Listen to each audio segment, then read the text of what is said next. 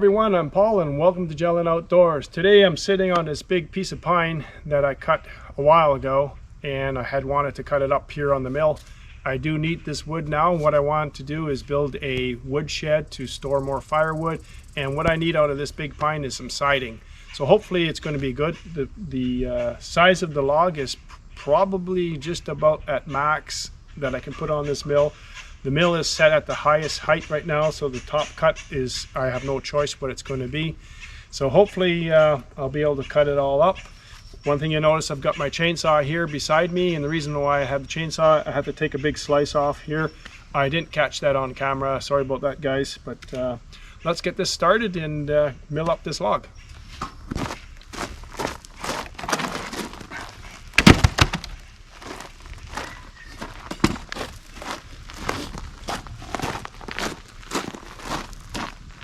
The mill's already been warmed up, so it should start quite easily.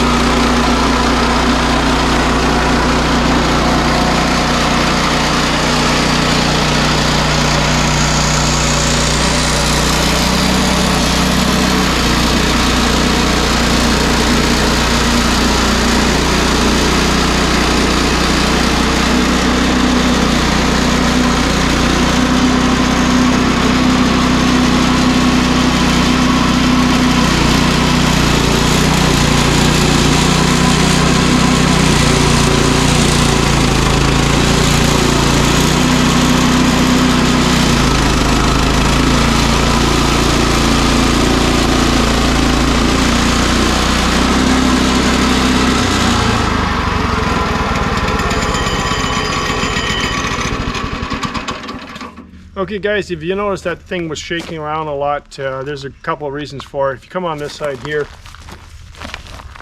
the log stops have been all removed because the board or the log is way too big for the mill. So I've removed the log stops, and because of that it has no support on the back, and it's also got a lot of curvature underneath. So what I wanted to do was just get it reduced in size a little bit so that I can actually put it to a size that I can actually do some milling on it. So that's the first cut.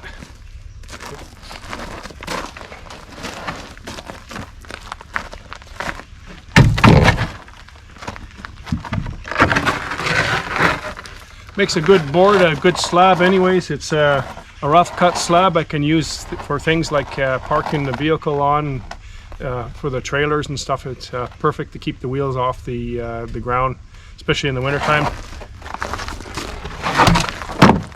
We can check here, the wood is pretty knotty. There's a lot of knots in here, and that's why I'm going to use it for siding instead of using it for anything else, because I don't think there's a lot of strength in this log once I get cut up. So I'm not going to make any 4x4s or 2x4s. You can see here it's got a lot of defects and the big knots and stuff like that in there, so that's part of the reason. So let's get some more milling done.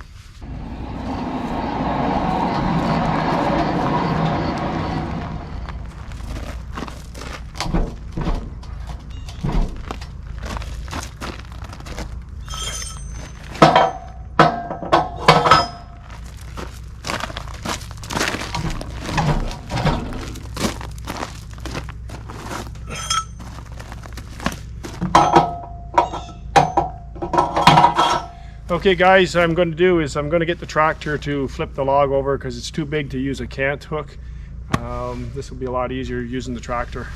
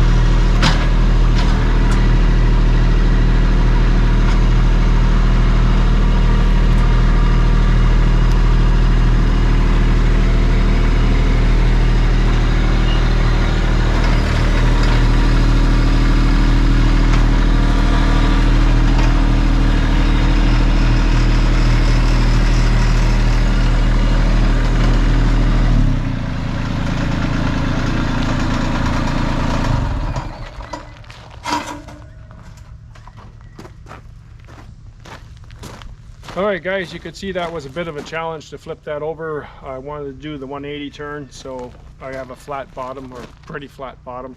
So I'm going to cut the top here and continue with the milling. Let's get it done.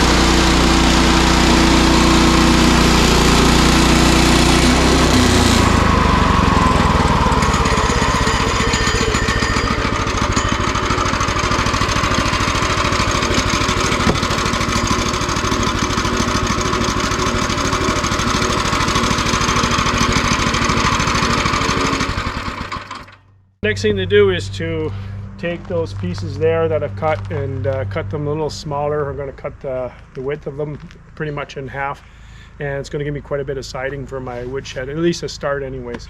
So let's get that done.